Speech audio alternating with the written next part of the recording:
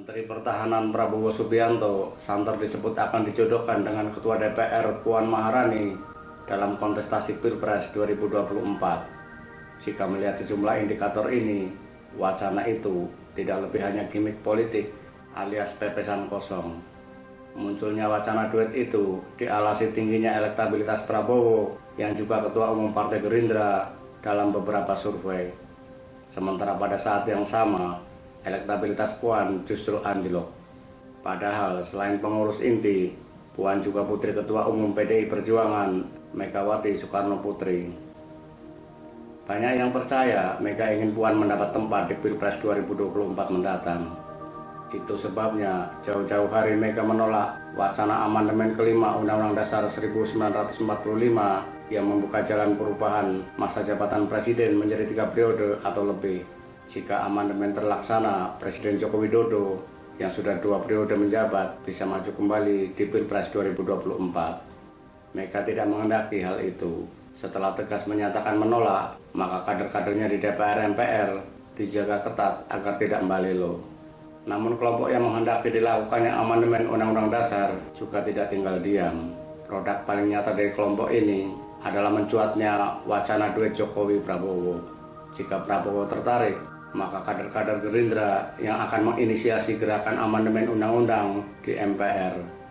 Dalam kalkulasi politik kekinian, meski Mega tetap ngotot menolak, namun jika voting dilakukan tertutup, bisa dipastikan sejumlah kadernya akan balelo. Tidak ingin hal itu terjadi, diciptakanlah kontra duet, yakni Prabowo-Puan. Secara politik, duet ini lebih menguntungkan Gerindra, sehingga kader-kadernya dipastikan tidak akan mengulirkan wacana amandemen. Sampai di sini dapat dipahami mengapa mendadak muncul wacana duet Jokowi-Prabowo yang dibalas dengan duet Prabowo-Puan. Elektabilitas yang dirilis lembaga-lembaga survei, terutama lembaga-lembaga survei musiman dan dadakan, hanya hiasan pendukung karena bisa disesuaikan dengan arah angin. Bukan hal baru, hasil survei berbeda dengan real count, dengan suara masyarakat sebenarnya yang tergambar pada saat gelaran kontestasi elektoral. Artinya, Prabowo hanya dijadikan dalam tanda petik alat perang oleh kedua kubu. Hebatnya, meski sejatinya hanya dalam tanda petik perang internal, kedua kubu tetap berusaha melibatkan emosi masyarakat. Itu sebabnya isu radikalisme, intoleran, serta narasi adanya gerakan melawan Pancasila dan NKRI terus diproduksi, didengungkan, dan disematkan kepada siapa saja yang memiliki suara atau pandangan berbeda dengan arus utama.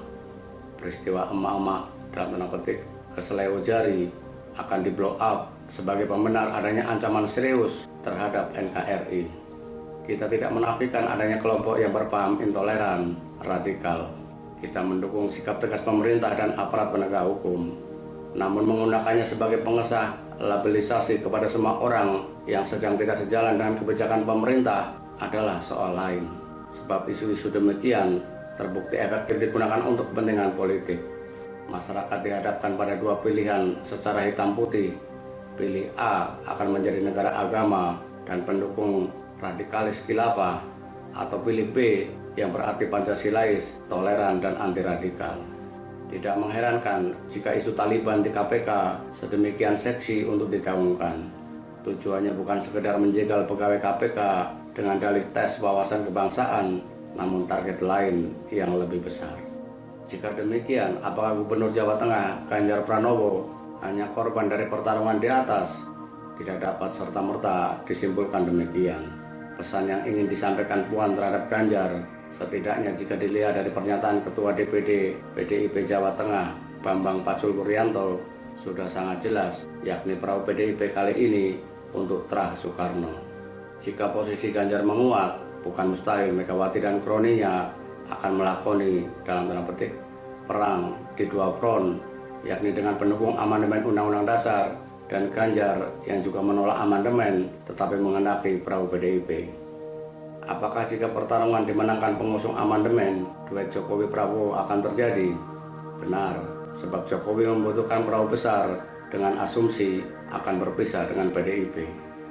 Lalu apakah jika Megawati yang menang, duet Prabowo-Puan akan terjadi?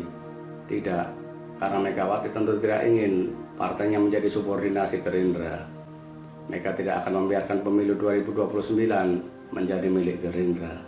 Maka yang paling realistis, PDIP akan menggandeng tokoh non-partai untuk dipasang dengan Puan. Namun dengan syarat tokoh tersebut memiliki dukungan signifikan dari partai lain dan tidak berpotensi mengerus suara PDIP di masa mendatang. Andai kondisi sangat darurat, Ganjar bisa saja dimajukan dengan syarat bisa membawa gerbong partai lain. Tetapi kemungkinan ini sangat kecil mengingat duet Ganjar Puan atau Puan Ganjar bukan duet terbaik, bukan the winning team untuk Pilpres 2024 siapapun lawannya.